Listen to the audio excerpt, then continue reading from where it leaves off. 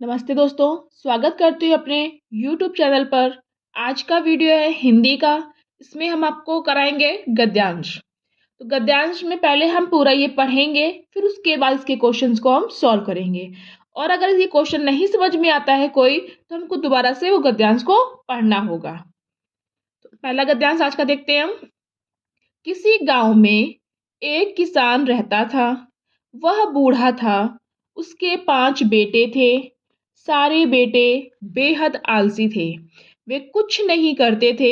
एक दिन किसान ने सभी को बुलाया और कहा, मेरे प्यारे बेटों, मैं अब किसी भी दिन मर सकता हूँ। मेरा जो भी सोना चांदी है वह सब तुम्हारा ही है। मैंने उसे खेत में गाड़कर छिपा दिया है। कुछ दिनों बाद किसान मर गया। आज्ञाकारी पुत्रों ने खजाना खोजना शुरू किया। उन्होंने सारा खेत एक कोने से दूसरे कोने तक खोद डाला, लेकिन उन्हें कुछ ना मिला। एक भाई ने कहा, हम लोगों ने इतनी मेहनत कर सारा खेत खोद डाला है, अब क्यों ना इसमें कुछ बो दें। उन्होंने ऐसा ही किया। थोड़े ही दिनों में उस खेत में फसल लहलहा उठी। पुत्रों को अपने बाप के शब्द याद आ गए। आज उन्हें उसके अर्थ भी समझ में आ गए। निश्चय ही उन्हें खेत में गड़ा खजाना मिल गया था। अब हम इसके क्वेश्चंस को आपको सॉल्व कराएंगे। तो पहला क्वेश्चन है, मैं किसी भी दिन मर सकता हूँ।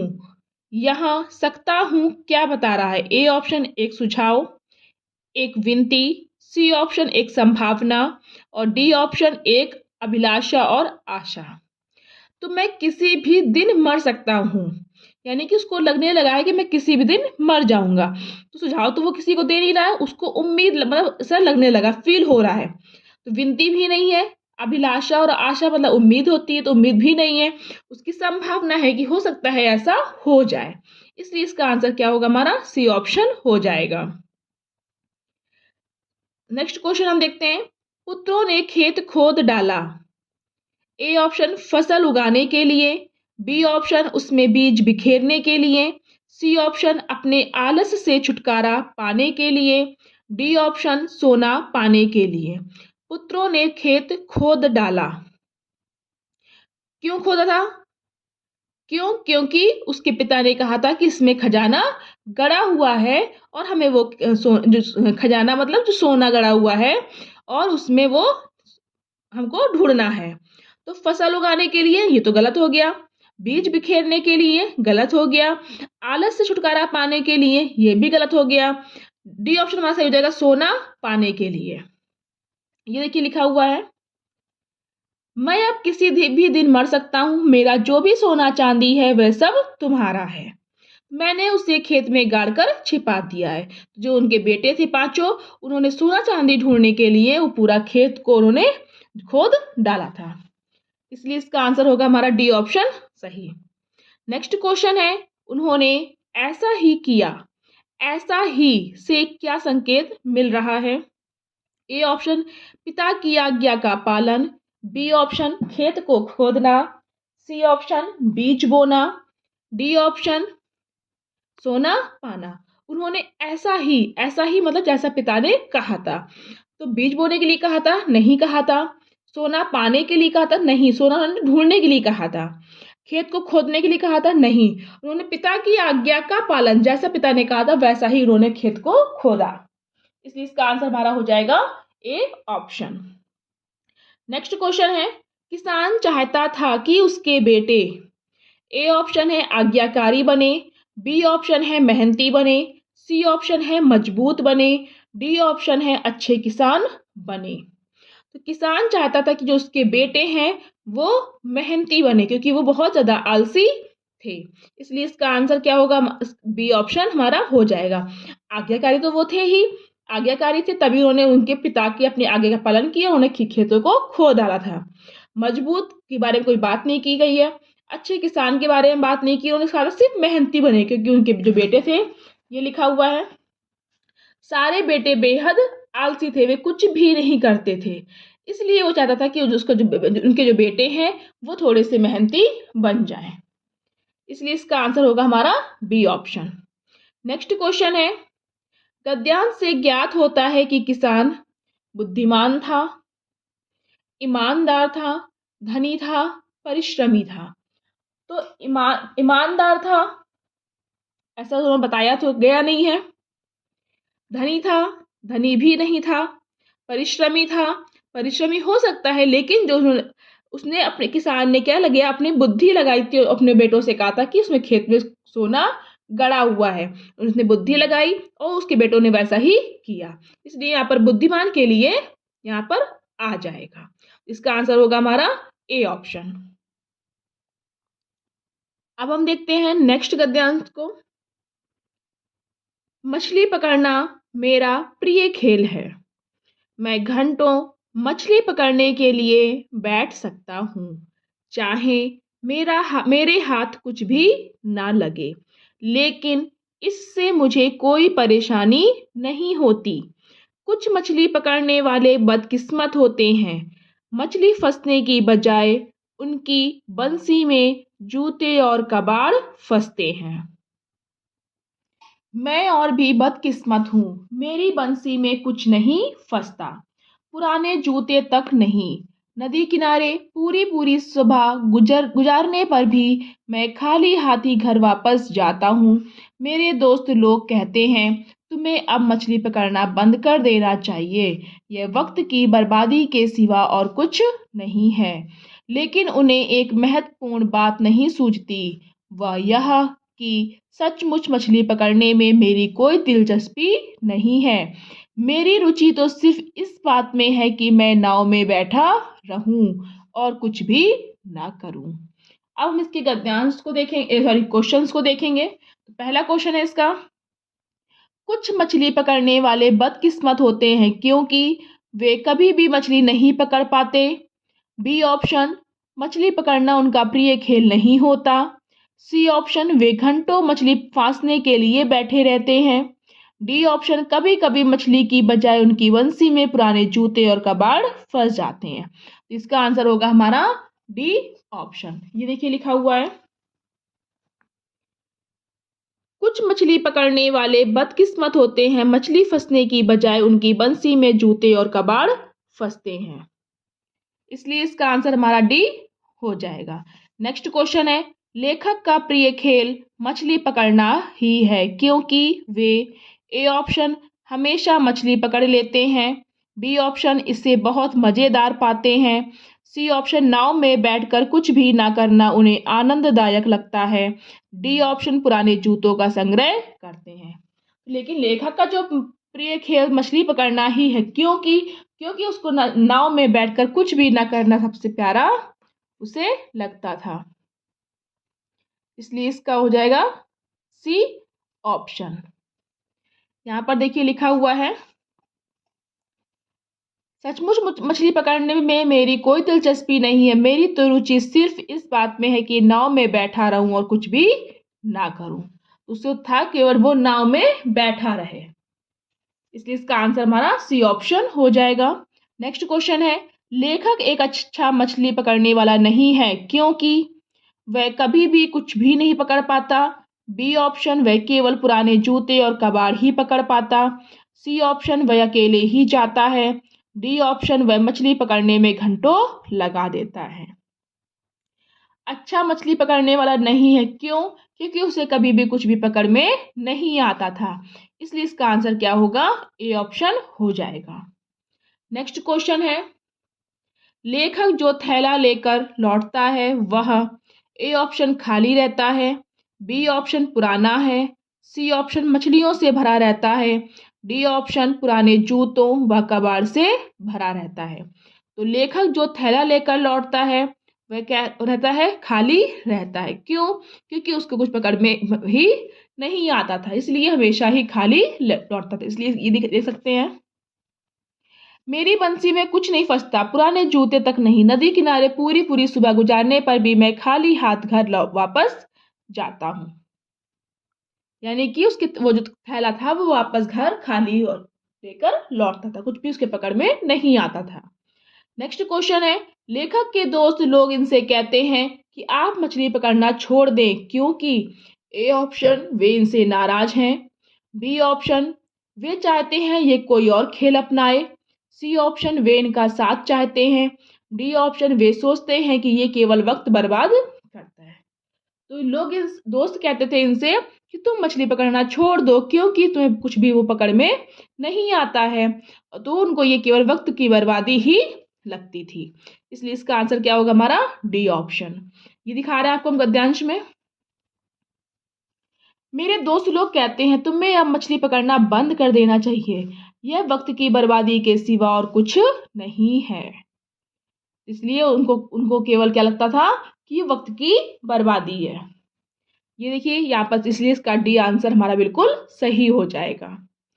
अब हम देख रहे हैं नेक्स्ट गद्यांश। ऐसे कई तरीके हैं जिनसे हम बर्बादी रोक सकते हैं। हम इस बात का ध्यान रख सकते हैं कि पानी के नल ठीक से बंद किए जाएं ताकि पानी बहकर बर्बाद ना हो। हमें ऊर्जा बचानी चाहिए और ऊर्जा का मतलब होता है बिजली, पेट्रोल, रसोई गैस और ईंधन की लकड़ी, ऊर्जा कारखाने चलाने के लिए, यातायात के वाहनों के लिए और खेतों में नलकूप चलाने के लिए बड़ी उपयोगी होती है। अपने अपने ऊर्जा के संसाधनों का सावधानी पूर्वक उपयोग कर हम लाखों रुपए बचा सकते हैं। हमें खाद्य पदार्थों को बर्बाद नहीं करना चाहिए। ऐसे बहुत से लोग हैं जो हमारी तुलना में कम किस्मत वाले हैं। उन्हें पर्याप्त भोजन नसीब नहीं होता। हमें कागज भी बचाना चाहिए और अपनी किताबों को संभाल कर रखना चाहिए। कागज की बर्बादी का मतलब है और पेड़ों की कटाई। अब हम इसके क्वेश्चन को सॉल्व करेंगे। नीचे लिखी बातों में कौन सा सही नहीं है? ए ऑप्शन पानी जरूर बचाना चाहिए, बी ऑप्शन हमें बिजली जरूर बचानी चाहिए, सी ऑप्शन हमें कारखाने जरूर बचाने चाहिए, डी ऑप्शन हमें कागज जरूर बचाना चाहिए।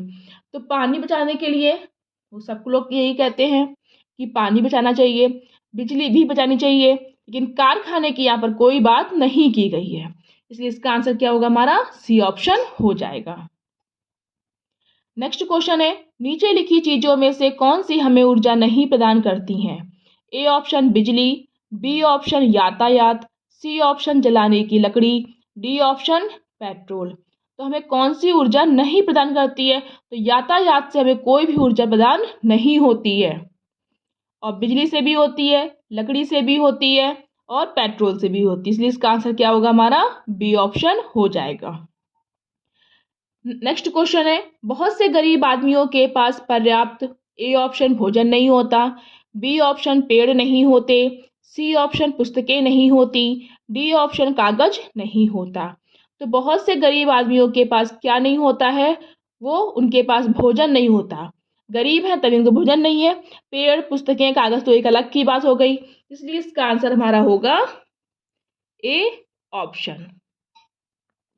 ये देखिए लिखा हुआ है, हमें खाद्य पदार्थों को बर्बाद नहीं करना चाहिए। ऐसे बहुत से लोग हैं जो हमारी तुलना में कम किस्मत वाले हैं। उन्हें पर्याप्त भोजन भी नसीब नहीं होता। क्यों? क्योंकि वो क्या है, गरीब हैं, तो उन्हें भोजन भी नहीं मिलता। इसलिए हमको उनका वेस्ट नहीं करना चाहिए।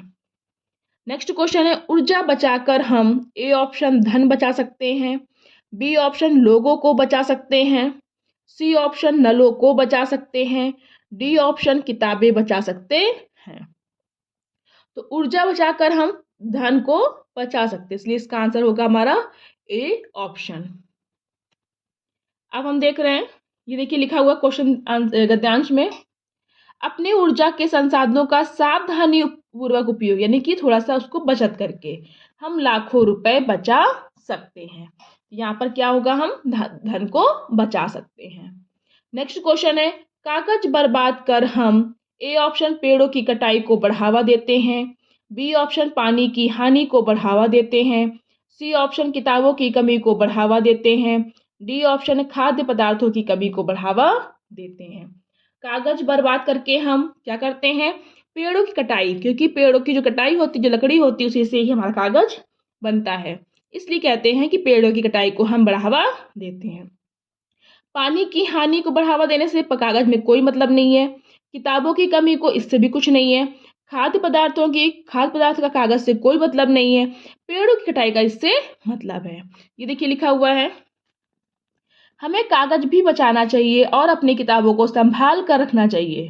कागज की बर्बादी का मतलब और पेड़ों की कटाई। कागज की बर्बादी जितनी होगी उतनी ही ज्यादा पेड़ कटेंगे। इसलिए इसका आंसर क्या होगा हमारा? ए ऑप्शन हो जाएगा। अब हम देखेंगे अगला गद्यांश इसका। जवाहरलाल नेहरू की पढ़ाई इंग्लैंड में हैरो और कैम्ब्रिज में हुई थी। जब वे भारत लौटे तो महात्मा गांधी के प्रभाव में आ गए। सन 1919 के जालियांवाला बाग के नरसंहार के बाद वे भारत की स्वाधीनता के लिए चल रहे संघर्ष में शामिल हो गए। वे कई बार भारतीय राष्ट्रीय कांग्रेस के अध्यक्ष बने। विभिन्न अवसरों पर उन्हें जेल की सजा हुई। वहीं रहकर उन्होंने अपने विख्यात पुस्तक भारत की खोज लिखी। 15 अगस्त 1947 को वे स्वाधीन भारत के प्रथम प्रधानमंत्री बने और इस पद पर 27 मई 1964 तक बने रहे, जबकि उनकी मृत्यु हुई। सभी राष्ट्रों के बीच शांति और मैत्री के लिए वे सदैव काम करते रहे। एक विशिष्ट विश्व नेता एवं उच्च स्तर के राजनीतिक के रूप में सभी जगहों के लोग उनका सम्मान करते थे। अब हम इसके क्वेश्चंस को देखेंगे। पहला क्वेश्चन है, नेहरू जी स्वाधीनता आंदोलन में शामिल हो गए क्योंकि ए ऑप्शन, वे इंग्लैंड से आए थे। बी ऑप्शन, उन्होंने इसके बारे में हैरो और कैम्ब्रिज में जान लिया था। सी ऑप्शन, महात्मा गांधी ने उन्हें प्रभावित किया था। डी ऑप्शन, अंग्रेज भारत पर शासन कर रहे थे। तो नेहरू जी स्वाधीनता आंदोलन में शामिल हुए थे क्यों? क्योंकि उन्हें महात्मा गांधी ने उन्होंने प्रभावित किया था। इसको अब दिखा सकते हैं गद्यांश में। जब वे भारत लौटे तो महात्मा गांधी के प्रभाव में आ गए और जालियांवाला बाग नरसंहार के बाद वे भारत की स्वाधीनता के लिए चल रहे संघर्ष में शामिल हो गए। इसलिए इसका आंसर हमारा क्या होगा? सी ऑप्शन, क्योंकि महात्मा गांधी से वो प्रभावित हो गए थे। नेक्स्ट क्वेश्चन है, नेहरू जी को कई बार जेल की सजा हुई क्योंकि ए ऑप्शन, वे भारतीय राष्ट्रीय कांग्रेस के अध्यक्ष थे। बी ऑप्शन, वे भारत की आज़ादी के लिए लड़ रहे थे। सी ऑप्शन, शांति के लिए काम करने के वास्ते उन्हें अन्य लोगों को प्रोत्साहित किया। डी ऑप्शन, वे शांति और मैत्री के पक्षधर थे। नेहरू जी को कई बार जेल हुई की सजा हुई क्यों? क्योंकि वे भारत की आज़ादी के लिए लड़ रहे थे। कई बार जेल हुई थी क्यों? क्योंकि वो अध्यक्ष थे, नहीं, वे भारत की आज़ादी के लिए लड़ रहे थे। इसलिए इसका आंसर क्या होगा हमारा? बी ऑप्शन हो जाएगा। नेक्स्ट क्वेश्चन है, वहीं रहकर, इस वाक्य में वही शब्द किस जगह की ओर इशारा कर रहा है? वहीं रहकर कहाँ का कर रहा है? ए ऑप्शन हैरो का, बी ऑप्शन कैम्ब्रिज का, सी ऑप्शन जालियांवाला बाग का, डी ऑप्शन जेल का। तो वहीं रहकर कहाँ पर? जेल में रहकर। इसका आंसर क्या होगा हमारा? D option. दिखा सकते हैं आपको। विभिन्न अवसरों पर उन्हें जेल की सजा हुई और वहीं रहकर, कहाँ पर? जेल में रहकर उन्होंने अपनी विख्यात पुस्तक भारत की खोज लिखी। वही मतलब जेल की बात यहाँ पर हो रही है, इसलिए इसका आंसर होगा हमारा डी ऑप्शन। नेक्स्ट क्वेश्चन है, लोग नेहरू जी का सम्मान करते थे क्योंकि ए ऑप्शन, वे एक लेखक थे। बी ऑप्शन, वे महात्मा गांधी के नजदीकी थे। सी ऑप्शन, वे कुशल राजनीतिज्ञ थे। डी ऑप्शन, वे जेल गए थे। तो लोग नेहरू जी का सम्मान करते थे क्यों? क्योंकि एक वे कुशल राजनीतिज्ञ थे। ये देखिए लिखा हुआ है, एक विशिष्ट विश्व नेता एवं उच्च स्तर के राजनीतिक के रूप में सभी जगहों के लोग उनका सम्मान करते थे। तो कौन थे वे? उच्च स्तर के राजनीतिज्ञ, यानी कि वो कुशल राजनीतिक, इसलिए इसका आंसर क्या होगा उनका सी हमारा हो जाएगा। नेक्स्ट क्वेश्चन है, नीचे लिखी बातों में कौन सी सही नहीं है? ए ऑप्शन, जवाहरलाल नेहरू महात्मा गांधी की प्रशंसा नहीं करते थे। बी ऑप्शन, भारत की खोज पुस्तक जेल में लिखी गई थी, ये तो बिल्कुल सही है। सी ऑप्शन, जवाहरलाल नेहरू स्वाधीन भारत के प्रधानमंत्री थे, ये भी बिल्कुल सही है। डी ऑप्शन, जवाहरलाल नेहरू विश्व के प्रसिद्ध नेताओं में से एक थे, ये भी सही है। ये तीनों बातों को गद्यांश में बताया गया है, केवल ये हमारा गलत है। जवाहरलाल नेहरू महात्मा गांधी की प्रशंसा नहीं करते थे, जबकि उन्हीं के वो जवाहरलाल नेहरू ही महात्मा गांधी से प्रभावित हुए थे और वो आंदोलन में कूद पड़े, इसलिए इसका आंसर क्या होगा हमारा ए ऑप्शन। तो ये थे हमारे आज के कुछ गद्यांश। अगर आपको ये वीडियो पसंद आए तो प्लीज़ लाइक करना, शेयर करना, चैनल को सब्सक्राइब करना और अगर आगे की वीडियो देखने के लिए चैनल को सब्सक्राइब करना। Thank you.